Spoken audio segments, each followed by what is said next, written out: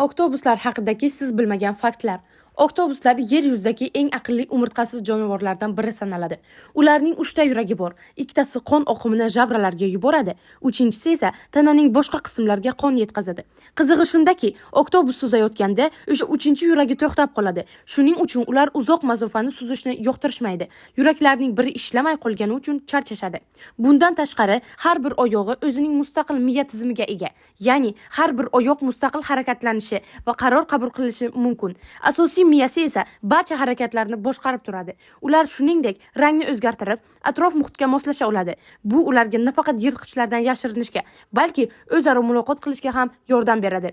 Shunisi ham qiziqki, oktobuslar qisqa umr ko'radi. Ba'zilari atigi 6 oy yashaydi. Eng uzun yashaydigan turi esa taxminan 5 yil umr ko'radi.